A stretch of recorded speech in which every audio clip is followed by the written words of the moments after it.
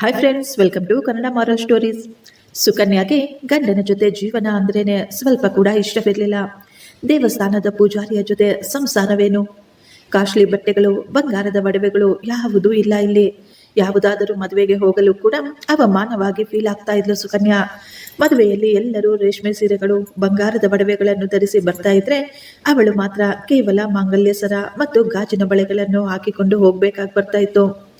ಸುಕನ್ಯಾ ಮದುವೆಯಲ್ಲಿ ತವರು ಮನೆಯವರು ಕೊಟ್ಟಂತಹ ಬಂಗಾರವನ್ನು ಮಾರಿ ಟಿವಿ, ಮಂಚ, ಅವಳಿಗೆ ಬೇಕಾದ ವಿಧ ವಿಧವಾದ ಬಟ್ಟೆಗಳು, ಮೇಕಪ್ ಸಾಮಾನುಗಳನ್ನು ಎಲ್ಲವನ್ನೂ ಕೊಂಡುಕೊಂಡಿದ್ಲು. ಈ ವಿಷಯ ಅತ್ತೆ ಮತ್ತು ಮಾವನವರಿಗೆ ತಿಳಿದರೆ ಅವರು ಎಷ್ಟೊಂದು ನೊಂದುಕೊಳ್ತಾರೆ ಅಂತ ಶಂಕರ್ ಹೇಳಿದಾಗ, ಹೌದು ಹೌದು, ಎಷ್ಟೊಂದು ಬಂಗಾರ ಕೊಟ್ಟುಬಿಟ್ಟಿದ್ದಾರೆ ಬಿಡಿ, ಅದೆಲ್ಲ ಒಂದು ಲೆಕ್ಕನ? ನೀವು ನನ್ನ ಮಾತು ಕೇಳಿದರೆ ನನಗೆ ಹೊಸ ಒಡವೆ ಕೊಡಿಸಬಹುದು ಎಂದು ಹೇಳ್ತಾ ಇದ್ಲು. ಯಾವಾಗ ನೋಡಿದ್ರು ಏನೋ ಒಂದು ದುರಾಸೆಯ ಮಾತುಗಳನ್ನೇ ಆಡ್ತಾ ಇದ್ಲು. ನಮ್ಮ ಬಳಿ ಇರುವುದರಲ್ಲಿಯೇ ನಾವು ಸಂತೋಷ ಪಡಬೇಕು ಎಂದು ಶಂಕರ್ ಹೆಂಡತಿಗೆ ಸಮಾಧಾನ ಪಡಿಸ್ತಾ ಇದ್ದ. ಶಂಕರ್ಗೆ ದೇವಸ್ಥಾನದಲ್ಲಿ ತುಂಬಾ ಹೆಚ್ಚಿನ ದುಡ್ಡೇನು ಸಿಗ್ತಾ ಇರಲಿಲ್ಲ. ಆದರೆ ಅವರಿಗೆ ಊಟಕ್ಕೆ ಬೇಕಾದ ಎಲ್ಲ ದವಸ ಧಾನ್ಯಗಳು ಸಿಗ್ತಾ ಇದ್ವು. ನಮಗೆ ಇನ್ನೇನು ಬೇಕು, ದೇವರು ನಮಗೆ ಊಟಕ್ಕೆ ಬೇಕಾದ ಎಲ್ಲವನ್ನೂ ಕೊಟ್ಟಿದ್ದಾರೆ ಎಂದು ಶಂಕರ್ ಹೇಳಿದಾಗ ಸುಕನ್ಯಾ ಕೋಪವಾಗಿ ಹೇಳ್ತಾ ಇದ್ಲು, ಮನೆಯಲ್ಲಿ ಗ್ಯಾಸ್ ಆಗೋಗಿದೆ, ಈ ಒಲೆಯಲ್ಲಿ ನನ್ನಿಂದ ಅಡಿಗೆ ಮಾಡೋದಕ್ಕೆ ಸಾಧ್ಯವಿಲ್ಲ, ಮನೆಯಲ್ಲಿ ಬೇಜಾರಾಗುತ್ತೆ, ಟಿವಿ ನೋಡೋಣ ಅಂದರೆ ಕೇಬಲ್ ಕೂಡ ಇಲ್ಲ, ಕೇಬಲ್ಗೆ ದುಡ್ಡು ಕೊಟ್ಟಿಲ್ಲ ಅಂತ ಕೇಬಲ್ ಕೂಡ ಕಟ್ ಮಾಡಿದ್ದಾರೆ, ಈ ರೀತಿಯಾದ ಜೀವನ ನನ್ನಿಂದ ಸಾಧ್ಯವಾಗ್ತಾ ಇಲ್ಲ ಅಂತ ಅವಳು ತುಂಬ ಬೇಜಾರು ಮಾಡ್ಕೊಳ್ತಾ ಹೇಳ್ತಾ ಇದ್ಲು. ಈಗ ನಾವೇನು ಮಾಡಬೇಕು, ನೀನೇ ಹೇಳು, ಅತ್ತೆ ಮನೆಗೆ ಹೊರಟೋಗೋಣವಾ ಅಂತ ಶಂಕರ್ ಕೇಳಿದಾಗ ಒಂದು ಕ್ಷಣ ಗಾಬರಿ ಆಗ್ತಾಳೆ ಸುಕನ್ಯಾ. ಯಾಕೆಂದರೆ ಅವಳ ತವರು ಮನೆಯಲ್ಲಿ ದನ ಕರುಗಳು ಎಲ್ಲ ಇದ್ವು, ಅಲ್ಲಿ ಕೆಲಸದವರು ಜಾಸ್ತಿ, ಕೆಲಸ ಕೂಡ ಜಾಸ್ತಿ, ಇಲ್ಲಿ ಇರುವ ಹಾಗೆ ಅಲ್ಲಿ ಸ್ವತಂತ್ರವಾಗಿ ಇರಲಾಗುವುದಿಲ್ಲ ಎಂದು ಅವಳಿಗೆ ಚೆನ್ನಾಗಿ ಗೊತ್ತು. ಆದ್ದರಿಂದ ಇಲ್ಲ ಇಲ್ಲ, ಅಮ್ಮನ ಮನೆಗೆ ನಾನು ಬರೋದಿಲ್ಲ ಅಂತ ಹೇಳ್ಬಿಡ್ತಾಳೆ. ಸರಿ, ಹಾಗಿದ್ರೆ ನಾವು ಸಿಟಿಗೆ ಹೋಗೋಣ, ನಾನು ಅಲ್ಲೇ ಯಾವುದಾದರೂ ದೇವಸ್ಥಾನದಲ್ಲಿ ಪೂಜಾರಿಯ ಕೆಲಸಕ್ಕೆ ಸೇರ್ಕೊಳ್ತೀನಿ, ನೀನು ಕೂಡ ಚೆನ್ನಾಗಿ ಓದ್ಕೊಂಡಿದ್ಯಾ ತಾನೆ, ನೀನು ಯಾವುದಾದರೂ ಸ್ಕೂಲ್ನಲ್ಲಿ ಕೆಲಸಕ್ಕೆ ಹೋಗು, ದೇವಸ್ಥಾನ ಮುಗಿಸಿಕೊಂಡು ಸಮಯ ಸಿಕ್ಕಾಗ ನಾನು ಕೂಡ ಮಕ್ಕಳಿಗೆ ಪಾಠ ಹೇಳ್ಕೊಡ್ತೀನಿ ಎಂದು ಹೇಳ್ತಾನೆ ಶಂಕರ್. ಅಯ್ಯೋ ಸ್ವಾಮಿ, ನಿಮ್ಮ ಈ ಐಡಿಯಾವನ್ನು ನೀವೇ ಇಟ್ಕೊಳ್ಳಿ ಅಂತ ಹೇಳಿದ್ಲು ಸುಕನ್ಯಾ. ಯಾಕೆಂದರೆ ಅವಳ ಆಸೆಗಳು, ಕನಸುಗಳು ತುಂಬ ದೊಡ್ಡದಾಗಿದ್ವು. ಅವಳು ಹಾಯಾಗಿ ತಿನ್ನುತ್ತಾ ಕುಡಿಯುತ್ತಾ ಐಷಾರಾಮಿ ಲೈಫನ್ನು ಎಂಜಾಯ್ ಮಾಡಬೇಕು ಅಂದುಕೊಂಡಿದ್ಲು. ಶಂಕರ್ ಹೆಂಡತಿಯ ಮಾತುಗಳನ್ನು ಸೈಲೆಂಟ್ ಆಗಿ ಕೇಳಿಸ್ಕೊಳ್ತಿದ್ದ. ಅವನು ಸಮಯ ಸಿಕ್ಕಾಗಲ್ಲ ಪೂಜೆಗಳನ್ನು ಮಾಡಿಸಿ ಬಂದ ಎಲ್ಲ ಸಂಭಾವನೆಯನ್ನು ತಂದು ಹೆಂಡತಿಯ ಕೈಗೆ ಕೊಡ್ತಾ ಇದ್ದ. ಇತ್ತೀಚೆಗೆ ಪೂಜೆಗಳು ಮತ್ತು ದೇವಸ್ಥಾನದಲ್ಲಿ ಸಿಗುವ ಆದಾಯ ಕೂಡ ಸ್ವಲ್ಪ ಹೆಚ್ಚಾಗಿತ್ತು. ನಮಗೂ ಕೂಡ ಒಳ್ಳೆಯ ದಿನಗಳು ಬರ್ತವೆ, ನಮ್ಮ ಕಷ್ಟಗಳು ಕೂಡ ಕಳೀತವೆ ಅಂತ ಹೇಳ್ತಾ ಇದ್ದ ಶಂಕರ್. ಈಗ ದುಡ್ಡು ಸ್ವಲ್ಪ ಜಾಸ್ತಿನೇ ಬರ್ತಾ ಇತ್ತು. ಬಂದ ದುಡ್ಡಿನಲ್ಲಿ ಸುಕನ್ಯಾ ಚೆನ್ನಾಗಿ ರೆಡಿಯಾಗಿ ಫ್ರೆಂಡ್ಸ್ ಮನೆಗೆ, ಸಿನಿಮಾಗೆ, ಶಾಪಿಂಗ್ ಅಂತ ಸುತ್ತಾಡ್ತಾ ಇದ್ದು.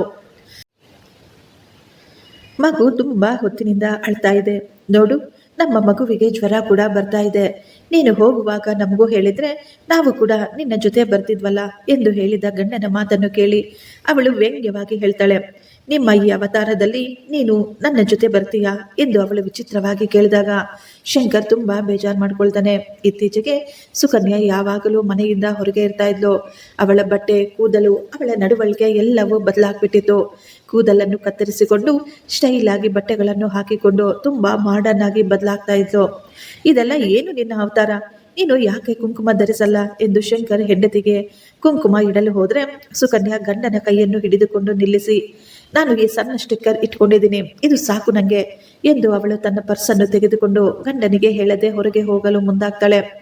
ಆಗಲೇ ಶಂಕರ್ ಅವಳ ಕೈಯನ್ನು ಹಿಡಿದುಕೊಂಡು, ಬೇಡ, ಇನ್ನು ಸಾಕು, ಇದೆಲ್ಲವನ್ನು ನಿಲ್ಲಿಸಿಬಿಡು, ಇತ್ತೀಚೆಗೆ ತುಂಬಾ ಕತ್ತಲಾಗುವವರೆಗೂ ನೀನು ಹೊರಗಡೆನೇ ಇರ್ತೀಯ, ಜನ ಎಲ್ಲ ಕೆಟ್ಟದಾಗಿ ಮಾತನಾಡ್ತಾ ಇದ್ದಾರೆ, ನೋಡು ನಮ್ಮ ಮಗುವಿನ ಮುಖವನ್ನು ಒಮ್ಮೆ ನೋಡು, ನಮ್ಮ ಮಗುವಿನ ಜೊತೆ ನಿನಗೆ ಟೈಮ್ ಪಾಸ್ ಆಗುತ್ತೆ, ಇಷ್ಟಕ್ಕೂ ಅವನು ಯಾರು, ನೀನು ಅವನ ಜೊತೆ ಯಾಕೆ ಕಾರಿನಲ್ಲಿ ಓಡಾಡ್ತಾ ಇದೀಯಾ, ಅವನು ಒಳ್ಳೆಯವನಲ್ಲ ಎಂದು ಶಂಕರ್ ಹೇಳಿದಾಗ ಕೈಲಾಗದವರು ದುಡ್ಡು ಇರುವವರನ್ನು ನೋಡಿ ಅವರ ಬಗ್ಗೆ ಇದೇ ರೀತಿ ಕೆಟ್ಟದಾಗಿ ಮಾತನಾಡ್ತಾರೆ ಅಂತ ಗಂಡನಿಗೆ ಕುಂಕುಮಾತು ಹೇಳ್ತಾಳೆ ಸುಕನ್ಯಾ. ಅಷ್ಟರಲ್ಲಿ ಮನೆಯ ಬಳಿ ಯಾವುದೋ ಕಾರ್ನ ಹಾರನ್ ಸೌಂಡ್ ಕೇಳಿಸ್ತಾ ಇತ್ತು. ಸುಕನ್ಯಾ ಈಗ ಹೊರಗೆ ಹೊರಟು ಹೋದ್ಲು. ರಾತ್ರಿ ಎಷ್ಟೊತ್ತಾದರೂ ಅವಳು ಮನೆಗೆ ವಾಪಸ್ ಬರಲೇ ಇಲ್ಲ. ಹೆಂಡತಿಯನ್ನು ನೆನೆದು ಶಂಕರ್ ತುಂಬಾ ದುಃಖ ಪಡ್ತಾ ಇದ್ದ. ಅವನು ತುಂಬಾ ಅಳ್ತಾ ಇದ್ದ. ಅವನಿಗೆ ಪರಿಚಯವಿದ್ದ ಎಲ್ಲರಲ್ಲಿಯೂ ಅವನು ವಿಚಾರಿಸ್ತಾ ಇದ್ದ. ಕೆಲವರು ಹೇಳಿದ್ರು ಆಕೆ ಅವರು ತವರು ಮನೆಗೆ ಹೋಗಿರಬಹುದೋ ಏನೋ ಅಂತ. ಅದು ಕೂಡ ಇರಬಹುದು ಎಂದುಕೊಂಡು ಶಂಕರ್ ತನ್ನ ಸಣ್ಣ ಮಗುವನ್ನು ಎತ್ತಿಕೊಂಡು ಅತ್ತೆಯ ಮನೆಗೆ ಹೋಗ್ತಾನೆ. ಎಲ್ಲವನ್ನು ತಿಳಿದುಕೊಂಡ ಅತ್ತೆ ಮತ್ತು ಮಾವನವರು ಅವರ ಮನೆಯಲ್ಲಿ ಕೆಲಸ ಮಾಡುತ್ತಿದ್ದ ಕೆಲಸಗಾರರಿಗೆ ತಮ್ಮ ಮಗಳನ್ನು ಹುಡುಕಲು ಹೇಳ್ತಾರೆ ಮತ್ತು ಪೊಲೀಸರಿಗೆ ಕೂಡ ಹೇಳಿ ತಮ್ಮ ಮಗಳನ್ನು ಹುಡುಕಲು ಶುರು ಮಾಡ್ತಾರೆ. ಅಳುತ್ತಿದ್ದ ಶಂಕರ್ ಮತ್ತು ಮಗುವನ್ನು ಸಮಾಧಾನ ಮಾಡುತ್ತಾ, ಅಳಿಯಂದ್ರೆ ಅವಳು ಯಾವಾಗಲೂ ಸ್ವಾತಂತ್ರ್ಯ ಸ್ವಾತಂತ್ರ್ಯ ಅಂತ ಇದ್ಲು. ನಾನು ಎಷ್ಟೋ ಸಾರಿ ಅವಳಿಗೆ ಬುದ್ಧಿ ಹೇಳಿದೆ. ಸಮಾಜದ ಬಗ್ಗೆ, ರೀತಿ ನೀತಿಯ ಬಗ್ಗೆ ಪದ್ಧತಿಯಾಗಿ ಇದ್ರೇನೆ ಒಂದು ಹೆಣ್ಣಿಗೆ ಗೌರವ ಮರ್ಯಾದೆ ಸಿಗುತ್ತೆ ಅಂತ ಕೂಡ ಹೇಳಿಕೊಟ್ಟಿದ್ದೆ. ಅವಳು ನಮ್ಮ ಮಾತಿಗೆ ಮರ್ಯಾದೆ ಕೊಟ್ಟಿದ್ದಾಳೆ ಅಂತ ನಾವೆಲ್ಲ ಅಂದುಕೊಂಡಿದ್ವಿ. ಆದ್ದರಿಂದಲೇ ನಿನ್ನನ್ನು ಮದುವೆ ಮಾಡಿಕೊಳ್ಳಲು ಅವಳು ಸಂತೋಷವಾಗಿ ಒಪ್ಪಿಕೊಂಡಿದ್ಲು. ಆದ್ದರಿಂದಲೇ ನಾವು ಈ ಮದುವೆ ಕೂಡ ಮಾಡಿದ್ವಿ. ಈಗ ನಮ್ಮ ಮಗಳು ಮದುವೆಯಾಗಿದ್ದಾಳೆ, ಗಂಡ ಮಕ್ಕಳ ಜೊತೆ ಸುಖವಾಗಿ ಸಂಸಾರ ಮಾಡ್ತಾ ಇದ್ದಾಳೆ ಅಂತ ನಾವೆಲ್ಲ ಅಂದುಕೊಂಡಿದ್ವಿ. ಆದರೆ ಈ ರೀತಿ ತನ್ನ ಹೊಟ್ಟೆಯಲ್ಲಿ ಹುಟ್ಟಿದ ಮಗುವನ್ನು ಸಹ ಬಿಟ್ಟು ಹೊರಟು ಹೋಗ್ತಾಳೆ ಅಂತ ನಾವು ಯಾರೂ ಊಹಿಸಿರ್ಲಿಲ್ಲ ಎಂದು ಅವರು ಅಳ್ತಾ ಇದ್ರು. ಮಾವ, ಆ ರೀತಿ ಹೇಳಬೇಡಿ. ದಾರಿಯಲ್ಲಿ ಏನಾದರೂ ತೊಂದರೆಯಾಗಿ ಬರಲಾಗ್ಲಿಲ್ವೋ ಏನೋ ಎಂದು ಅಮಾಯಕವಾಗಿ ಹೇಳ್ತಾ ಇದ್ದ ಶಂಕರ್. ಪೊಲೀಸ್ನವರು ಸುಕನ್ಯಾ ಇರುವ ಸ್ಥಳವನ್ನು ಹುಡುಕಿ ರಾಮಪ್ಪನಿಗೆ ವಿಷಯ ತಿಳಿಸ್ತಾರೆ. ಆಗ ಸುಕನ್ಯಾಳ ತಂದೆ ರಾಮಪ್ಪ ಮತ್ತು ಶಂಕರ್ ಸುಕನ್ಯಾಳನ್ನು ಹುಡುಕಿಕೊಂಡು ಪೊಲೀಸರು ಕೊಟ್ಟ ಅಡ್ರೆಸ್ಗೆ ಹೋಗ್ತಾರೆ. ಸುಕನ್ಯಾ ಆ ಶ್ರೀಮಂತನ ಮನೆಯಲ್ಲಿ ವಿಷ್ಣು ಜೊತೆ ಕಾಣಿಸ್ತಾಳೆ. ಶಂಕರ್ ತನ್ನ ಮಗುವನ್ನು ಸುಕನ್ಯಾಳ ಮುಂದೆ ಇಟ್ಟು ಅವನು ಅಳುತ್ತಾ ಹೇಳ್ದ, ನೋಡಮ್ಮ, ನಮ್ಮ ಮಗು ನಿನಗಾಗಿ ಅಳ್ತಾ ಇದೆ. ದಯವಿಟ್ಟು ಆ ಮಗುವಿನ ಮುಖ ನೋಡಿಯಾದರೂ ನಮ್ಮ ಜೊತೆ ಬಂದ್ಬಿಡು ಅಂತ ಕೇಳಿಕೊಳ್ತಾನೆ. ಆದರೆ ಸುಕನ್ಯಾ ಮಾತ್ರ ಆ ಕಡೆ ಈ ಕಡೆ ನೋಡ್ತಾ ನಿಂತ್ಕೊಂಡಿದ್ಲು. ಅವಳಿಗೆ ತನ್ನ ಸಣ್ಣ ಮಗು ಕೂಡ ಬೇಕಾಗಿರ್ಲಿಲ್ಲ. ರಾಮಪ್ಪ ಕೂಡ ಮಗಳಿಗೆ ಬುದ್ಧಿ ಹೇಳಲು ತುಂಬಾ ಪ್ರಯತ್ನ ಪಡ್ತಾರೆ. ಅಮ್ಮ, ನೀನು ಅಂದುಕೊಂಡ ಹಾಗೆ ಇವನು ಒಳ್ಳೆಯವನಲ್ಲ. ನೀನು ಊಹಿಸಿಕೊಂಡ ಈ ಜೀವನ ಇದು ಸತ್ಯವಾದದ್ದಲ್ಲ. ಇದು ಕೆಲವು ದಿನಗಳ ನಂತರ ಕಣ್ಮರೆಯಾಗಿ ಬಿಡುತ್ತೆ. ನನ್ನ ಅಳಿಯ ಅಂತವನಲ್ಲ. ಅವನು ತುಂಬಾ ಒಳ್ಳೆಯವನು. ಅವನು ಸತ್ಯವಾದವನು. ಅವನ ಒಳ್ಳೆಯತನವನ್ನು ಗುರುತಿಸು. ಇಷ್ಟು ನಡೆದರೂ ನಿನ್ನನ್ನು ತನ್ನ ಜೊತೆ ಬರುವಂತೆ ಕೇಳ್ಕೊಳ್ತಾ ಇದ್ದಾನೆ. ಬಾಮ್ಮ ಸುಕನ್ಯಾ, ಬಂದು ಬಿಡು ಮಗಳೇ ಅಂತ ಕೇಳ್ಕೊಳ್ತಾ ಇದ್ದ ರಾಮಣ್ಣ ಅವರು. ಅಪ್ಪ, ಈ ಪ್ರಪಂಚ ನನಗೆ ಇಷ್ಟವಾಗಿದೆ. ಅದಕ್ಕಾಗಿಯೇ ನಾನು ಈ ರೀತಿ ಎಲ್ಲವನ್ನೂ ಬಿಟ್ಟು ಬಂದ್ಬಿಟ್ಟಿರೋದು. ಇನ್ನು ನನ್ನನ್ನು ಬಿಟ್ಟು ಬಿಡಿ. ನನ್ನ ಜೀವನ ನನಗೆ ಇಷ್ಟ ಬಂದ ಹಾಗೆ ಬದುಕಲು ಬಿಡಿ ಎಂದು ಸುಕನ್ಯಾ ದೃಢವಾಗಿ ಹೇಳಿದ್ಲು. ಹೃದಯ ಹೊಡೆದು ಹೋಗುವ ಹಾಗೆ ಅಳುತ್ತಾ ಇದ್ದ ಅಳಿಯನನ್ನು ರಾಮಣ್ಣ ತುಂಬಾ ಕಷ್ಟದಲ್ಲೇ ಹೊರಗಡೆ ಕರ್ಕೊಬರ್ತಾರೆ. ಇಷ್ಟು ಸಣ್ಣ ಮಗುವಿನೊಂದಿಗೆ ನೀನು ಒಂಟಿಯಾಗಿ ಅಲ್ಲಿ ಏನ್ ಮಾಡ್ತೀಯೋ, ಇಲ್ಲೇ ನಮ್ಮ ಜೊತೆಯಲ್ಲಿ ಇರು ಅಂತ ಹೇಳ್ತಾರೆ. ಆದರೆ ಶಂಕರ್ಗೆ ಅಲ್ಲಿರಲು ಇಷ್ಟವಿರಲಿಲ್ಲ. ಮಗುವನ್ನು ಎತ್ತಿಕೊಂಡು ಅವನು ತನ್ನ ಮನೆಗೆ ವಾಪಸ್ ಬಂದು ಬಿಟ್ಟ. ಇಡೀ ಲೋಕವನ್ನೇ ಕಾಯುತ್ತಿರುವ ಆ ಜಗನ್ನಾಥನ ಪಾದದ ಬಳಿ ನಾನಿದ್ದೇನೆ. ನನ್ನನ್ನು, ನನ್ನ ಮಗುವನ್ನು ಆ ಜಗನ್ನಾಥ ಏನಾದರೂ ಮಾಡಲಿ ಎಂದು ಆ ದೇವರಿಗೆ ಕೈ ಮುಗಿತಾನೆ ಶಂಕರ್. ಈಗ ಒಬ್ಬನೇ ನನ್ನ ಮಗುವನ್ನು ಬೆಳೆಸ್ತಾ ಇದ್ದ. ಕೆಲವು ದಿನಗಳ ನಂತರ ನಾನು ಮಕ್ಕಳಿಗೆ ಪಾಠವನ್ನು ಹೇಳ್ಕೊಡ್ತೀನಿ. ನೀವು ನಿಮ್ಮ ಮಕ್ಕಳನ್ನು ನನ್ನ ಬಳಿ ಕಳಿಸ್ಕೊಡಿ ಅಂತ ಎಲ್ಲರಿಗೂ ಹೇಳ್ತಾನೆ. ಸ್ವಲ್ಪ ಸಮಯಕ್ಕೆ ಮಕ್ಕಳು ಬರಲು ಶುರು ಮಾಡ್ತಾರೆ. ಮೊದಲು ಕಡಿಮೆ ಮಕ್ಕಳಿದ್ರು. ನಿಧಾನವಾಗಿ ಮಕ್ಕಳ ಸಂಖ್ಯೆ ಜಾಸ್ತಿ ಆಗ್ತಾ ಇತ್ತು. ಅದೇ ಸಮಯದಲ್ಲಿ ಸುಮಾರು 20 ವರ್ಷದ ಇಬ್ಬರು ಯುವಕರು ಬರ್ತಾರೆ. ನಮಸ್ಕಾರ ಗುರುಗಳೇ, ನನ್ನ ಹೆಸರು ರವಿ ಎಂದು ಒಬ್ಬ ಹೇಳಿದ್ರೆ ಇನ್ನೊಬ್ಬ ಹೇಳ್ತಾನೆ, ನನ್ನ ಹೆಸರು ಸೂರ್ಯ ಅಂತ. ಅವರಿಬ್ಬರಿಗೂ ಶಂಕರ್ಗೆ ನಮಸ್ಕಾರ ಮಾಡಿ ತಮ್ಮ ಪರಿಚಯವನ್ನು ಹೇಳ್ಕೊಳ್ತಾರೆ. ನೀವು ಯಾರು, ನಿಮಗೆ ಏನಾಗಬೇಕಾಗಿತ್ತು ಎಂದು ಶಂಕರ್ ಕೇಳಿದಾಗ ಅವರಿಬ್ರು ಹೇಳ್ತಾರೆ, ಗುರುಗಳೇ, ನಾವು ಕೂಡ ನಿಮ್ಮ ಬಳಿ ಓದ್ಕೋಬೇಕು ಅಂತ ಬಂದಿದ್ದೇವೆ. ಏನು, ನೀವು ನನ್ನ ಹತ್ತಿರ ಏನು ಕಲ್ತ್ಕೋಬೇಕು? ನಾನು ಸಣ್ಣ ಮಕ್ಕಳಿಗೆ ಮಾತ್ರ ಹೇಳ್ಕೊಡ್ತಾ ಇರೋದು. ನೀವು ತುಂಬಾ ದೊಡ್ಡವರು, ವಿದ್ಯಾವಂತರಂತೆ ಕಾಣ್ತಾ ಇದ್ದೀರಾ. ಇಲ್ಲ ಇಲ್ಲ ಗುರುಗಳೇ, ನಾವು ನಿಮ್ಮ ಬಳಿ ವೇದಗಳನ್ನು ಕಲಿತುಕೊಳ್ಳಲು ಬಂದಿದ್ದೇವೆ ಅಂತ ಹೇಳ್ತಾರೆ ಅವರಿಬ್ರು. ಏನು ವೇದಗಳ? ಈ ಕಾಲದಲ್ಲ. ನನ್ನನ್ನು ನೋಡ್ತಾ ಇದ್ದೀರಲ್ಲ, ಇವುಗಳನ್ನು ಕಲಿತುಕೊಂಡು ಸಂಪಾದನೆ ಏನೂ ಇರೋದಿಲ್ಲ. ನೀವು ಹೊರಗಡೆ ಯಾವುದಾದರೂ ಉದ್ಯೋಗವನ್ನು ನೋಡ್ಕೊಳ್ಳಿ ಎಂದು ಶಂಕರ್ ಅವರಿಗೆ ಹೇಳ್ಬಿಡ್ತಾನೆ. ಗುರುಗಳೇ, ನೀವು ಸಂಪಾದನೆಯ ಬಗ್ಗೆ ಯೋಚಿಸಬೇಡಿ. ನಮಗೆ ಗದ್ದೆ ತೋಟ ಕೂಡ ಇದೆ. ಸಂಪಾದನೆ ಬಗ್ಗೆ ಯಾವುದೇ ಚಿಂತೆ ಇಲ್ಲ. ನಾವು ನಮ್ಮ ಸಂಪ್ರದಾಯ, ನಮ್ಮ ವೇದ ಉಪನಿಷತ್ತುಗಳನ್ನು ಕಲ್ತ್ಕೋಬೇಕು ಅಂತ ಅಂದುಕೊಳ್ತಾ ಇದ್ದೀವಿ ಅಂತಾರೆ. ನಮ್ಮ ತಾತ ವಿದೇಶದಲ್ಲಿ ದೊಡ್ಡಪ್ಪನ ಜೊತೆ ಇದ್ದಾರೆ. ಅಲ್ಲಿ ನಮಗೆ ಒಂದು ಸಣ್ಣ ದೇವಸ್ಥಾನ ಕೂಡ ಇದೆ. ಅದರಲ್ಲಿ ನಾನು ಪೂಜಾರಿ ಆಗಬೇಕು ಅಂತ ನನ್ನ ತಾತನ ಆಸೆ. ಆದ್ದರಿಂದ ನಾವು ನಿಮ್ಮ ಬಳಿ ವೇದಗಳನ್ನು ಕಲ್ತುಕೊಳ್ಳಲು ಬಂದಿದ್ದೇವೆ ಅಂತ ಹೇಳಿದಾಗ ಶಂಕರ್ ತುಂಬಾ ಸಂತೋಷ ಪಡ್ತಾನೆ. ಇಬ್ಬರು ಮಕ್ಕಳು ಬಂದ ನಂತರ ಶಂಕರ್ ಅವರ ಶಾಲೆಯಲ್ಲಿ ಮಕ್ಕಳು ತುಂಬಾ ಜಾಸ್ತಿ ಸೇರ್ಕೊಂಡಿದ್ರು. ವೇದಗಳನ್ನು ಕಲಿತುಕೊಳ್ಳಲು ತುಂಬಾ ಜನ ಮಕ್ಕಳು ಜಮಾಯಿಸ್ತಾ ಇದ್ರು. ಎಲ್ಲರಿಗೂ ಅಡಿಗೆ ಮಾಡಲು ಒಬ್ಬ ಅಡಿಗೆ ಭಟ್ಟರನ್ನು ಕೂಡ ನೇಮಿಸ್ಕೊಳ್ತಾನೆ ಶಂಕರ್. ಬೆಳಿಗ್ಗೆ ದೇವಸ್ಥಾನದಲ್ಲಿ ಪೂಜೆಗಳು ಅದು ಮುಗಿಸಿಕೊಂಡು ಬಂದ ನಂತರ ಸಾಯಂಕಾಲ ವೇದಗಳನ್ನು ಹೇಳ್ಕೊಡೋದು. ಎಲ್ಲ ಮಕ್ಕಳು ವೇದಗಳನ್ನು ಕಲಿತು ಹೇಳ್ತಾ ಇದ್ರೆ ಈ ವಿಷಯ ಬೇರೆ ಬೇರೆ ಕಡೆ ಎಲ್ಲ ಪ್ರಚಾರವಾಗ್ತಾ ಇತ್ತು. ಕೆಲವೊಬ್ಬರು ದಾತರು ಮುಂದೆ ಬಂದು ಮಕ್ಕಳು ಓದಿಕೊಳ್ಳಲು ಒಂದು ವೇದ ಪಾಠ ಶಾಲೆಯನ್ನು ಸಹ ಓಪನ್ ಮಾಡ್ತಾರೆ. ಅಲ್ಲೇ ವಿದ್ಯಾರ್ಥಿಗಳು ಪಾಠವನ್ನು ಕಲಿತುಕೊಳ್ಳಲು ಅವರು ಇರಲು ವ್ಯವಸ್ಥೆ ಸಹ ಕಲ್ಪಿಸಿಕೊಡಲಾಯಿತು. ಈಗ ಆ ದೇವಸ್ಥಾನದ ಆವರಣ ತುಂಬಾ ದೊಡ್ಡದಾಗಿ ಕಟ್ಟಲಾಯಿತು. ಪ್ರತಿದಿನ ದೇವಸ್ಥಾನದಲ್ಲಿ ದೊಡ್ಡ ಪೂಜೆಗಳು ಸಹ ನಡೀತಾ ಇದ್ವು. ಯಾವುದಾದರೂ ದೇವಸ್ಥಾನದಲ್ಲಿ ಪೂಜಾರಿಗಳು ಇಲ್ಲ ಎಂದು ಗೊತ್ತಾದ್ರೆ ಶಂಕರ್ ಅವರು ತಮ್ಮ ಶಿಷ್ಯರನ್ನು ಅಲ್ಲಿಗೆ ನೇಮಿಸ್ತಾ ಇದ್ರು. ದೇವಸ್ಥಾನದಲ್ಲಿ ಬರುವ ಸಂಪಾದನೆಯನ್ನು ನೀವೇ ತೆಗೆದುಕೊಳ್ಳಿ ಅಂತ ಹೇಳ್ತಾ ಇದ್ರು. ಆ ಸುತ್ತಮುತ್ತಲು ಯಾರಾದರೂ ಬಡ ಮಕ್ಕಳು ಇದ್ದರೆ ಆ ಮಕ್ಕಳಿಗೆ ಸ್ವಲ್ಪ ವಿದ್ಯೆಯನ್ನು ಹೇಳ್ಕೊಡಿ ಸಾಕು, ಅದಕ್ಕೆ ಬೇಕಾದ ಸಹಾಯವನ್ನು ನಾನು ಖಂಡಿತ ಮಾಡ್ತೀನಿ ಅಂತ ಕೂಡ ಹೇಳ್ತಾ ಇದ್ದ ಶಂಕರ್. ಈಗ ತುಂಬಾ ಜನ ಮುಂದೆ ಬಂದು ಅವರಿಗೆ ಸಹಾಯ ಕೂಡ ಮಾಡ್ತಾ ಇದ್ರು. ಪ್ರತಿನಿತ್ಯ ಪೂಜೆಗಳು, ಪ್ರತಿನಿತ್ಯ ಅನ್ನದಾನಗಳು ಆ ದೇವಸ್ಥಾನದಲ್ಲಿ ನಡೀತಾ ಇತ್ತು. ಈಗ ಆ ದೇವಸ್ಥಾನದಲ್ಲಿ ಮಕ್ಕಳ ಪಾಠಶಾಲೆಯ ಜೊತೆಗೆ ಮಕ್ಕಳಿಗೆ ಉಳಿದುಕೊಳ್ಳಲು ವ್ಯವಸ್ಥೆ ಮತ್ತು ಊಟದ ವ್ಯವಸ್ಥೆ ಕೂಡ ನಡೀತಾ ಇತ್ತು. ಬರುತ್ತಿದ್ದ ಸಹಾಯಧನದಲ್ಲಿ ಶಂಕರ್ ತಮಗೆ ಬೇಕಾದಷ್ಟನ್ನು ಮಾತ್ರ ಇಟ್ಟುಕೊಂಡು ಉಳಿದದ್ದನ್ನು ಬೇರೆ ಬೇರೆ ದೇವಸ್ಥಾನಗಳಿಗೆ ಅವಶ್ಯಕತೆ ಬಿದ್ದವರಿಗೆ ಕೊಟ್ಟು ಬಿಡ್ತಾ ಇದ್ರು. ಎಲ್ಲರನ್ನು ಒಟ್ಟಿಗೆ ಸೇರಿಸಿ ಹೊಸ ಹೊಸ ವಿಧ ವಿಧವಾದ ಯೋಜನೆಗಳನ್ನು ಸಹ ಮಾಡ್ತಾ ಇದ್ರು. ಅವರ ಉದ್ದೇಶ ಒಂದೇ ಆಗಿತ್ತು. ಪ್ರತಿಯೊಬ್ಬರು ಯಾವುದೋ ಒಂದು ಟ್ಯಾಲೆಂಟ್ ಇದ್ದೇ ಇರುತ್ತೆ, ಅದನ್ನು ನೀವು ಗುರುತಿಸಬೇಕು. ಅದನ್ನು ಗುರುತಿಸಿ ಸುತ್ತಮುತ್ತಲೂ ಇರುವವರಿಗೆ ಅದನ್ನು ಹೇಳಿಕೊಡಿ. ಅದರಿಂದ ಎಲ್ಲರಿಗೂ ಒಳ್ಳೆಯದಾಗುತ್ತೆ, 10 ಜನಕ್ಕೆ ಉಪಯೋಗವಾಗುತ್ತೆ ಅಂತ ಹೇಳ್ತಾ ಇದ್ದ. ಸಮಯ ಕಳೆಯುತ್ತಾ ಶಂಕರ್ ಮಗಳು ಅಂಬಿಕಾ ಈಗ 10ನೇ ತರಗತಿ ಓದ್ತಾ ಇದ್ಲು. ಆಗಲೇ ಶಂಕರ್ಗೆ ಹೊಸ ಭಯ ಹುಟ್ಕೊಂಡಿತ್ತು. ಮಗುವನ್ನು ಎಲ್ಲಿ ಬಿಡಬೇಕು, ಎಲ್ಲಿ ಓದಿಸ್ಬೇಕು ಎನ್ನುವ ಯೋಚನೆ ಅವನನ್ನು ಕಾಡ್ತಾ ಇತ್ತು. ಅಪ್ಪ, ನೀವು ಟೆನ್ಷನ್ ಮಾಡ್ಕೋಬೇಡಿ, ನಾನು ಇಲ್ಲೇ ಇರ್ತೀನಿ, ಇಲ್ಲೇ ಓದಿಕೊಳ್ತೀನಿ ಅಂತ ಹೇಳ್ತಾ ಇದ್ಲು ಅಂಬಿಕಾ. ಮಗಳೇ, ನೀನು ಈಗ 10ನೇ ತರಗತಿ ಮುಗಿಸಿದ್ದೀಯಾ, ಇನ್ನು ನೀನು ಈಗ ಕಾಲೇಜ್ಗೆ ಹೋಗಬೇಕು. ನಮ್ಮಲ್ಲಿ ಕಾಲೇಜು ಎಲ್ಲಿದೆ ಹೇಳು? ನಿನ್ನನ್ನು ಎಲ್ಲಾದರೂ ಹಾಸ್ಟೆಲ್ಗೆ ಸೇರಿಸಿ ಅಲ್ಲೇ ಓದಿಸ್ತೀನಿ ಅಂತ ತಂದೆ ಹೇಳಿದಾಗ ಅಂಬಿಕಾ ನಗ್ತಾಳೆ. ಅವಳನ್ನು ನೋಡಿ ಏನಾಯ್ತು ಅಂತ ಕೇಳ್ತಾರೆ ಶಂಕರ್. ಅಪ್ಪ, ನಿನ್ನನ್ನು ತಾತನನ್ನು ಸಣ್ಣ ವಯಸ್ಸಿನಿಂದ ನೋಡ್ತಾ ಇದ್ದೀನಿ. ಬಂದ ಲಾಭವನ್ನೆಲ್ಲ ಎಲ್ಲರಿಗೂ ಹಂಚಿ ಬಿಡ್ತಾ ಇದ್ದೀರಾ. ಎಲ್ಲರೂ ಚೆನ್ನಾಗಿರ್ಲಿ ಅಂತ ಎಲ್ಲರಿಗೂ ದಾರಿಯನ್ನು ತೋರಿಸಿಕೊಡ್ತಾ ಇದ್ದೀರಾ. ನೀವು ಮತ್ತು ನಿಮ್ಮ ಶಿಷ್ಯರು ಸೇರಿ ಒಂದು ಹೊಸ ಪ್ರಪಂಚವನ್ನೇ ಕಟ್ಟಿದ್ದೀರಾ. ಪ್ರತಿಯೊಬ್ಬರಿಗೂ ಯಾವುದೋ ಒಂದು ಕೆಲಸವನ್ನು ಹೇಳಿಕೊಟ್ಟು ಇಲ್ಲಿ ಬಡವರು ಮತ್ತು ಭಿಕ್ಷುಕರು ಇಲ್ಲದ ಹಾಗೆ ಮಾಡ್ತಾ ಇದ್ದೀರಾ. ನನಗೆ ಈ ಲೋಕ ಸಾಕಪ್ಪ.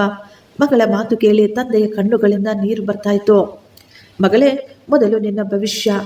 ಅಪ್ಪ, ನೀವು ನಿಮ್ಮ ಶಾಲೆಯ ನಿಮ್ಮ ವಿದ್ಯಾರ್ಥಿಗಳು ಎಲ್ಲರೂ ಸೇರಿ ಸುತ್ತಮುತ್ತಲು ಸಣ್ಣ ಸಣ್ಣ ಶಾಲೆಗಳನ್ನು ತುಂಬಾ ಏರ್ಪಾಟು ಮಾಡಿದ್ದೀರಾ. ಈಗ ಇಲ್ಲಿ ಅಕ್ಷರವಿಲ್ಲದೆ ಯಾರೂ ಇಲ್ಲ. ಇದಕ್ಕಿಂತಲೂ ಹೆಚ್ಚಾಗಿ ನನ್ನ ಭವಿಷ್ಯದಲ್ಲಿ ಇನ್ನೇನಿರಲು ಸಾಧ್ಯ ಅಪ್ಪ. ಶಂಕರ್ ಶರ್ಮಾ ಅವರ ಮಗಳು ಎಂದ ತಕ್ಷಣ ಎಲ್ಲರೂ ನನ್ನನ್ನು ಮಹಾರಾಣಿಯ ಹಾಗೆ ನೋಡ್ತಾರೆ, ಎಷ್ಟೊಂದು ಗೌರವ ಕೊಡ್ತಾರೆ. ಈ ಒಂದು ಪ್ರೀತಿ ಆಪ್ಯಾಯತೆ ಸಾಕಪ್ಪ ನನಗೆ. ಹೊರಗಿನ ಉದ್ಯೋಗದ ಅವಶ್ಯಕತೆ ಇಲ್ಲ. ನಾನು ಇಲ್ಲೇ ಯಾವುದಾದರೂ ಪಾಠಶಾಲೆಯಲ್ಲಿ ನಿಮ್ಮ ಹಾಗೆಯೇ ನಾನು ಸಹ ಕೆಲಸ ಮಾಡ್ತೀನಿ. ಆದರೂ ಹೊರಗೆ ವಿದ್ಯೆಗಾಗಿ ಹೋದರೆ ಅಲ್ಲಿ ಎಲ್ಲವೂ ಸತ್ಯವಿರೋದಿಲ್ಲ. ಅದೇ ರೀತಿ ಹೊರಗೆ ಹೋದವರು ಎಲ್ಲರೂ ಜಯ ಕೂಡ ಗಳಿಸುವುದಿಲ್ಲ. ಒಬ್ಬರನ್ನು ನೋಡಿ 100 ಜನ ಮಾಯದ ಲೋಕಕ್ಕೆ ಬದಲಾಗಿ ಬಿಡ್ತಾರೆ. ಆ ಮಾಯಾ ಲೋಕ ನನಗೆ ಬೇಡ ಅಪ್ಪ. ತಾತ ಹೇಳ್ದ. ಅವಳ ತಾಯಿಯ ಕತೆ ಅವಳಿಗೆ ಈಗಲೂ ಚೆನ್ನಾಗಿ ನೆನಪಿತ್ತು. ನನ್ನ ಬಳಿ ಬೇಕಾದಷ್ಟು ದುಡ್ಡಿದೆ, ಸುತ್ತಲೂ ಕೆಲಸಗಾರರು, ಊಟಕ್ಕೆ ತಿಂಡಿಗೆ ಯಾವುದೇ ಲೋಪವಿಲ್ಲ. ಸುಕನ್ಯಾಳನ್ನು ನಾವು ತಲೆ ಮೇಲೆಯೇ ಇಟ್ಟುಕೊಂಡು ಸಾಕಿದ್ವಿ. ಆದರೆ ಅವಳು ಕಾಲೇಜಿಗೆ ಹೋದಾಗ ಯಾವ ರೀತಿ ಸ್ನೇಹಿತರ ಜೊತೆ ಬೆರೆತು ಆಗಿನಿಂದ ಅವಳು ತುಂಬಾ ಬದಲಾಗ್ಬಿಟ್ಲು. ದುಡ್ಡನ್ನು ತುಂಬಾ ಖರ್ಚು ಮಾಡ್ತಾ ಇದ್ಲು. ಕೆಲಸದವರನ್ನು ತುಂಬಾ ಕೆಟ್ಟದಾಗಿ ನೋಡ್ತಾ ಇದ್ಲು. ಕಾಲೇಜು ಪ್ರಿನ್ಸಿಪಾಲ್ರಿಂದ ಒಂದು ಬಾರಿ ನಮಗೆ ಫೋನ್ ಕೂಡ ಬಂದಿತ್ತು. ನಾನು ಏನಾಯಿತು ಎಂದು ವಿಚಾರಿಸಲು ಹೋದಾಗ ನಿಮ್ಮ ಮಗಳ ನಡವಳಿಕೆ ಸರಿ ಇಲ್ಲ ಅಂತ ಅವರು ಹೇಳಿದ್ರು. ಅವರ ಮಾತು ಕೇಳಿ ನನಗೆ ತುಂಬಾ ಭಯವಾಯಿತು. ಮನೆಗೆ ಬಂದು ಅವಳನ್ನು ಚೆನ್ನಾಗಿ ಹೊಡೆದು ಬಿಟ್ಟಿದ್ದೆ. ಇನ್ನೂ ಹೊಡೆದ್ರೆ ಸತ್ತು ಹೋಗ್ತಾಳೇನೋ ಎಂದು ನಿಮ್ಮ ಅಜ್ಜಿ ಅಡ್ಡ ಬಂದಿದ್ರು. ನಾವೆಲ್ಲ ನಿಮ್ಮ ಅಮ್ಮನಿಗೆ ತುಂಬಾ ಬುದ್ಧಿ ಹೇಳ್ಕೊಟ್ಟಿದ್ವಿ. ಕಾಲೇಜನ್ನು ಬಿಡಿಸಿ ಮನೆಯಲ್ಲೇ ಕೂರಿಸಿಕೊಂಡಿದ್ವಿ. ಎಷ್ಟೋ ವಿಧವಾಗಿ ಬುದ್ಧಿಯನ್ನು ಹೇಳ್ಕೊಟ್ಟಿದ್ವಿ. ಅದೇ ಸಮಯದಲ್ಲಿ ಊರಿನಲ್ಲಿ ನಮ್ಮ ಅಕ್ಕ ಸತ್ತು ಹೋದ್ರು. ಅವರ ಮಗ ಶಂಕರ್ ಶರ್ಮಾ ಒಂಟಿಯಾಗಿ ಉಳಿದು ಬಿಟ್ಟ. ಅವನನ್ನು ಕರೆದುಕೊಂಡು ಬಂದು ನಮ್ಮ ಜೊತೆಯೇ ಇಟ್ಟುಕೊಂಡು ಬೆಳೆಸಿದ್ವಿ. ಸ್ವಲ್ಪ ದಿನಗಳಲ್ಲೇ ಈ ದೇವಸ್ಥಾನದಲ್ಲಿ ಪೂಜಾರಿಯ ಕೆಲಸ ಕೂಡ ಸಿಕ್ತು ಅವನಿಗೆ. ಶಂಕರ್ ನಮ್ಮ ಬಗ್ಗೆ ಊರಿನ ಎಲ್ಲರಿಗೂ ತುಂಬಾ ಗೌರವವಾಗಿ ಹೇಳ್ಕೊಳ್ತಾ ಇದ್ದ. ಇದಕ್ಕಿಂತಲೂ ನಮಗೆ ಇನ್ನೇನು ಬೇಕಿತ್ತು? ಇರಲು ದೇವಸ್ಥಾನದ ಪಕ್ಕದಲ್ಲೇ ಒಂದು ಮನೆ ಕೂಡ ಇತ್ತು. ಅಲ್ಲಿ ಎಲ್ಲ ಸೌಕರ್ಯಗಳು ಸಹ ಇದ್ವು. ಕೆಲಸವನ್ನು ಮಾಡಿಕೊಡಲು ಸಹ ಜನರಿದ್ರು. ಸುಕನ್ಯಾ ಒಪ್ಪಿಕೊಂಡರೆ ಎಷ್ಟು ಚೆನ್ನಾಗಿರುತ್ತೆ ಅಂತ ನಾವು ಎಷ್ಟೋ ಕನಸು ಕಂಡಿದ್ವಿ. ಇದೇ ಮಾತನ್ನು ನಿನ್ನ ಅಮ್ಮನ ಬಳಿ ಕೇಳಿದಾಗ ನನಗೆ ಈ ಸಂಬಂಧ ಇಷ್ಟ, ನಾನು ಅವರನ್ನು ಮದುವೆ ಮಾಡ್ಕೊಳ್ತೀನಿ ಅಂತ ಹೇಳಿದ್ಲು. ಆ ಮಾತು ಕೇಳಿ ನಾವು ಎಷ್ಟೋ ಸಂತೋಷ ಪಟ್ಟಿದ್ವಿ.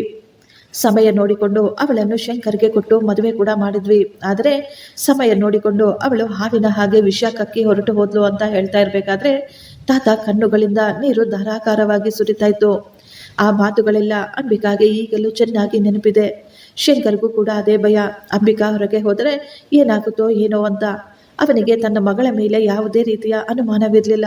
ಆದರೆ ಮಗಳು ಹೊರಗೆ ಹೋದರೆ ಅಲ್ಲಿ ಅವಳ ತಾಯಿ ಸಿಗ್ತಾಳೇನೋ ಅಥವಾ ಬೇರೆ ಯಾರಾದರೂ ಏನಾದರೂ ಮಾಡ್ತಾರೆ ಎನ್ನುವ ಅನುಮಾನಗಳು. ಅದನ್ನು ಅರಿತುಕೊಂಡ ಅಂಬಿಕಾ ತನ್ನ ತಂದೆಗೆ ಧೈರ್ಯ ಮತ್ತು ನಂಬಿಕೆಯನ್ನು ಕೊಟ್ಟಿದ್ಲು. ಒಂದು ದಿನ ಸೂರ್ಯ ಮತ್ತು ರವಿ ಇಬ್ರು ಬರ್ತಾರೆ ಶಂಕರ್ನನ್ನು ನೋಡಲು. ನಿಮ್ಮ ದೇವಸ್ಥಾನಗಳು ಹೇಗಿದ್ದಾವೆ ಅಂತ ಕೇಳ್ತಾರೆ ಶಂಕರ್. ತುಂಬಾ ಚೆನ್ನಾಗಿದೆ ಗುರುಗಳೇ, ನಾವು ಕೂಡ ಕೆಲವರಿಗೆ ವೇದಗಳನ್ನು ಹೇಳ್ಕೊಡ್ತಾ ಇದ್ದೀವಿ.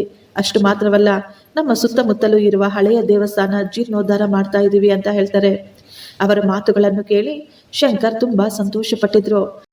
ಅವರಿಬ್ಬರು ಈಗ ಶಂಕರ್ಗೆ 10 ಎಕರೆ ಜಾಗವನ್ನು ಮತ್ತು ಒಂದು ದೇವಸ್ಥಾನವನ್ನು ದಾನವಾಗಿ ಕಟ್ಟಿಕೊಡ್ತಾರೆ. ಅಲ್ಲೇ ಒಂದು ದೊಡ್ಡ ವಿದ್ಯಾಮಂದಿರವನ್ನು ಸ್ಥಾಪಿಸಿ ಕೂಡ ಕೊಟ್ಟಿದ್ರು. ಈಗ ಶಂಕರ್ ಹಳೆಯ ದೇವಸ್ಥಾನ ವಿದ್ಯಾಮಂದಿರವನ್ನು ತನ್ನ ಶಿಷ್ಯರಿಗೆ ಒಪ್ಪಿಸಿ ಮಗಳನ್ನು ಕರೆದುಕೊಂಡು ಆ ಹೊಸ ಸ್ಥಳಕ್ಕೆ ಹೊರಟು ಹೋಗ್ತಾನೆ. ಆ ಬಡ ಜನರ ಜೊತೆ ಎಲ್ಲವನ್ನು ಮತ್ತೆ ಹೊಸದಾಗಿ ಶುರು ಮಾಡ್ತಾ ಇದ್ದ. ಒಂದು ದಿನ ಶಂಕರ್ ಪೂಜೆಗೆ ಹೋಗ್ತಾ ಇರಬೇಕಾದ್ರೆ ಅಲ್ಲಿ ತುಂಬಾ ಗಲಾಟೆಗಳು ಕೇಳಿಸ್ತಾ ಇದ್ವು. ಹೊರಗೆ ಬಂದು ಏನಾಯಿತು ಅಂತ ವಿಚಾರಿಸಿದಾಗ ಕೆಲವರು ಹೇಳ್ತಾರೆ, ಯಾರೋ ಭಿಕ್ಷೆ ಬೇಡುವವರು, ಆಕೆಗೆ ತುಂಬಾ ಜ್ವರ ಬಂದಿದೆ, ಜ್ವರದಿಂದ ನಡುಗ್ತಾ ಇದ್ದಾಳೆ, ಯಾರು ಏನೇ ಕೊಟ್ಟರೂ ತೆಗೆದುಕೊಳ್ತಾ ಇಲ್ಲ, ಏನೇ ಕೇಳಿದರೂ ಏನು ಹೇಳ್ತಾ ಇಲ್ಲ ಅಂತ ಹೇಳ್ತಾರೆ. ಶಂಕರ್ ಶಾಸ್ತ್ರಿ ನಿಧಾನವಾಗಿ ಅಲ್ಲಿಗೆ ಹೋಗ್ತಾರೆ. ಏನಾಯಿತು ನೋಡೋಣ ಅಂತ. ಶಂಕರ್ ಇನ್ನೂ ಆಕೆಯ ಬಳಿ ಬಂದಿರಲೇ ಇಲ್ಲ. ಆಗಲೇ ಆಕೆಯ ಮಾತುಗಳಲ್ಲೂ ಕೇಳಿ ಅವನು ಶಾಕ್ ಆಗಿದ್ದ. ಹತ್ತಿರ ಹೋಗಿ ನೋಡಿದಾಗಲೇ ಗೊತ್ತಾಯಿತು ಆಕೆ ಬೇರೆ ಯಾರೂ ಅಲ್ಲ, ಸುಕನ್ಯಾ ಅಂತ. ಶಂಕರ್ ತಕ್ಷಣ ಆಂಬ್ಯುಲೆನ್ಸ್ ಅನ್ನು ಕರೆಸಿ ಅವಳನ್ನು ಆಸ್ಪತ್ರೆಗೆ ಕಳುಹಿಸಿಕೊಡ್ತಾನೆ. ನಂತರ ಅವನು ಆಸ್ಪತ್ರೆಗೆ ಹೋಗಿ ವಿಚಾರಿಸಿದಾಗ ಸುಕನ್ಯಾ ಹೇಳ್ತಾಳೆ, ದೇವರಂತಹ ಒಳ್ಳೆಯ ಗಂಡನನ್ನು ಬಿಟ್ಟು ಅವನನ್ನು ನಂಬಿ ಹೋಗಿದ್ದಕ್ಕೆ ನನಗೆ ಸರಿಯಾಗಿ ನಡೆದಿದೆ. ಮೊದಲು ಕೆಲ ವರ್ಷ ಎಲ್ಲವೂ ತುಂಬಾ ಚೆನ್ನಾಗಿತ್ತು, ನಾವಿಬ್ರು ತುಂಬಾ ಸಂತೋಷವಾಗಿದ್ವು. ಆದರೆ ನಂತರ ಅವನು ಬೇರೆ ಬೇರೆ ಸುಂದರವಾದ ಹೆಂಗಸರನ್ನು ನೋಡಿದಾಗ ಅವರನ್ನು ಸಹ ಕರೆದುಕೊಂಡು ಬಂದು ಮನೆಯಲ್ಲೇ ನನ್ನ ಮುಂದೆಯೇ ಎಂದು ಅವಳು ಜೋರಾಗಿ ಅಳ್ತಾ ಇದ್ಲು. ನಿಮ್ಮ ಹತ್ತಿರ ಬರಲು ನನಗೆ ಧೈರ್ಯ ಸಾಕಾಗಲಿಲ್ಲ, ಎಲ್ಲಿ ಹೋಗಬೇಕು ಅಂತ ನನಗೆ ಗೊತ್ತಾಗಲಿಲ್ಲ, ದಯವಿಟ್ಟು ನನ್ನನ್ನು ಕ್ಷಮಿಸಿಬಿಡು ಶಂಕರ್ ಎಂದು ಕೇಳಿಕೊಳ್ತಾಳೆ. ಆಗ ಶಂಕರ್ ಹೇಳ್ತಾನೆ, ನಿನ್ನ ಮೇಲೆ ನನಗೆ ಯಾವುದೇ ಕೋಪವಿಲ್ಲಮ್ಮ, ನೀನು ಹೋದ ನಂತರ ನಾನು ತುಂಬ ಸಂತೋಷವಾಗಿ ನೆಮ್ಮದಿಯಾಗಿದ್ದೀನಿ. ನೀನು ಹೋದ ಮೇಲೆಯೇ ನನ್ನ ಜೀವನಕ್ಕೆ ನಿಜವಾದ ಅರ್ಥ ದಾರಿ ಸಿಕ್ಕಿತ್ತು ಅಂತ ಹೇಳುತ್ತಾ ಅವಳಿಗೆ ಸ್ವಲ್ಪ ದುಡ್ಡು ಕೊಟ್ಟು ಸಂತೋಷವಾಗಿರು, ಆದರೆ ಯಾವುದೇ ಕಾರಣಕ್ಕೂ ನನ್ನ ಮಗಳ ಜೀವನದಲ್ಲಿ ಮತ್ತೆ ಬರುವ ಪ್ರಯತ್ನ ಮಾಡಬೇಡ, ನಮ್ಮ ಜೀವನದಲ್ಲಿ ನಿನ್ನ ಅವಶ್ಯಕತೆ ನಮಗಿಲ್ಲ ಅಂತ ಹೇಳಿ ಅಲ್ಲಿಂದ ಹೊರಟು ಹೋಗ್ತಾನೆ. ಸುಕನ್ಯಾ ಕಣ್ಣೀರಿನಿಂದ ಶಂಕರ್ ಹೋಗುವುದನ್ನೇ ನೋಡ್ತಾ ಕುಳಿತುಕೊಂಡಿದ್ಲು. ಅವಳಿಗೆ ಚೆನ್ನಾಗಿ ಅರ್ಥವಾಗಿತ್ತು, ನಾನು ಕಳೆದುಕೊಂಡಿದ್ದು ಅಮೂಲ್ಯವಾದ ವಜ್ರ ಅಂತ. ಫ್ರೆಂಡ್ಸ್, ಈ ಸ್ಟೋರಿ ನಿಮಗೆ ಇಷ್ಟವಾಗಿದ್ದರೆ ಒಂದು ಲೈಕ್ ಮಾಡಿ ಮತ್ತು ನಮ್ಮ ಚಾನಲನ್ನು ಸಬ್ಸ್ಕ್ರೈಬ್ ಮಾಡಿಕೊಳ್ಳಿ. ಥ್ಯಾಂಕ್ ಯು, ಧನ್ಯವಾದಗಳು.